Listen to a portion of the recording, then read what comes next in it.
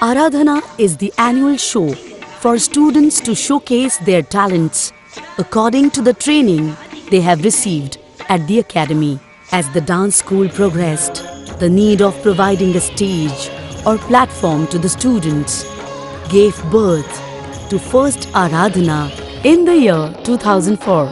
Positive response from all the students and parents encouraged Navras to continue organizing Aradhana every year with different concepts and new choreography. Radhika Tai herself plays many roles for the same, such as concept builder, script writer, editor of music, choreographer, costume designer and counselor at the same time. नवरसच्या प्रत्येक programme मध्ये एक तरी वेगळं composition, थोडी contemporary choreography ही असतेच. त्यामुळे खूप काही नवीन शिकायला मिळतं. इकडे हसत खेळत कलेचा आनंद घेत पण त्याच वेळेला नृत्य परफेक्शन कडे नीट शिकवण्याची पद्धत आहे. Our students participate in our vibrant and motivating show to experience the excitement of performing on stage to a large audience. Aradhana gives you a chance to be a part of a creative process that allows you to develop your skills as a dancer and a performer. Let's have a look at comments of the guests.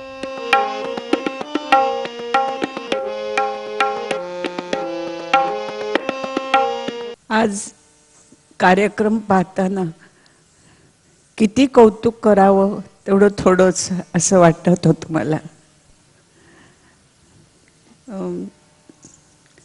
तुम्हा सर्वांची राधिका आणि माझी संगीता, कारण ती संगीता होती तेव्हापासून माझ्याकडे शिकवत होती.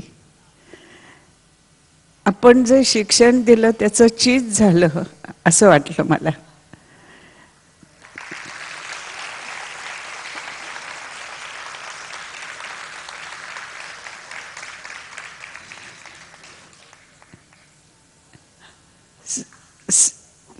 तर संगीता म्हणू का राधिका म्हणू, हा जो ग्रुप होता तिच्या वेळचा, त्या सगळ्याच मुलींनी म्हणजे ही पॅथॉलॉजिस्ट होती, कुणी वकील झालं होतं, कुणी काय झालं होतं, त्यांनी सगळं आपलं शिक्षणाचं तिकडचं सोडून नृत्याच्या मागं त्या लागल्या.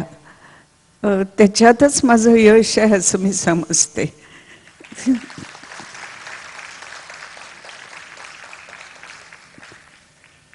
पूर्वी ह्या ज्या विद्यार्थिनी होत्या तेव्हा मला सांगायला लागायचं नाही की हे तुला येत नाही, याची तू प्रॅक्टिस केली नाहीस, हे कधी सांगावंच लागायचं नाही. लेसन दिला आणि त्या करून आल्या छान केलं, हे सॅटिस्फॅक्शन होतं. ते हल्ली मिळत नाहीये. मी हे एवढ्याकरता बोलून दाखवते की अजून मी शिकवते, आणखी हा अनुभव मी घेते आणि ह्या मुली पण घेत आहेत. आत्ता हे बोलण्याचं कारण पालक वर्ग समोर आहे, त्यांना ते कळावं म्हणून. म्हणजे एवढं शिक्षण झालं तरी सुद्धा जर कलेची आवड असेल, आणखी ती कला अंगी असेल, तर मुली ह्या कलेकडे वळू शकतात.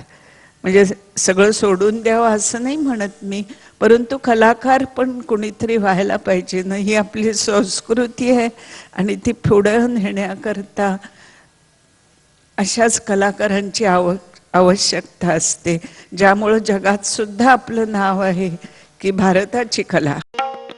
तर आज हा कार्यक्रम पाहण्यात वाटलं की आमची शाळा धन्य झाली, आमच्या मुली धन्य झाल्या. तुम्हाला आमच्या शाळेचा कायमचाच आसरा राहील अशी कल्पना करा. आणि नंतर आमच्या शाळेचा जेव्हा कार्यक्रम असतो त्या कार्यक्रमात एक कार्यक्रम तुमचा राहील, तो तुम्ही दिला पाहिजे असं मी तुम्हाला सांगून ठेवतो. आज तुम्ही जे तुमच्या मुलांना या नवरस अकॅडमीमध्ये पाठवत आहात शास्त्रोक्त अभ्यास करायला, तो फार गरजेचा आहे आणि तो त्यांनी पूर्णत्वाकडे न्यावा.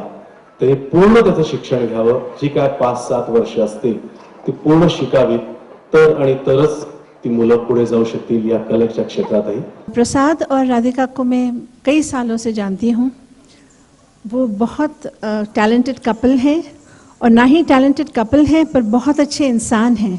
ये सबसे बड़ी बात है कि टैलेंट के बावजूद इतना अच्छे दोनों इंसान हैं तो ये दोनों का मिश्रण बहुत अच्छा है।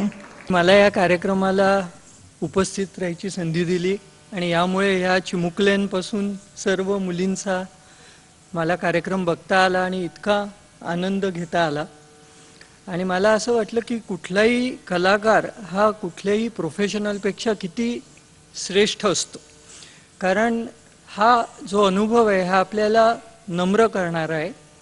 आज आपण जेव्हा बघतो की आपल्याला जर विचारलं की अकबराच्या दरबारात कोण सरदार होते तर आपल्याला लक्षात नसतं, पण तानसेनचं नाव लक्षात राहतं किंवा बैजू बावराचं नाव लक्षात राहतं। तर कलाकार हा जनसामान्यांपासून राजापर्यंत तेवढीच त्याची ओळख असते, तेवढीच त्याला रेकग्निशन असते, लोकमानसात स्थान असतं। आणि हे काम आजही राधिका तेवढ्याच मेहनतीने आपल्या गुरूंकडनं शिक्षण घेऊन चालू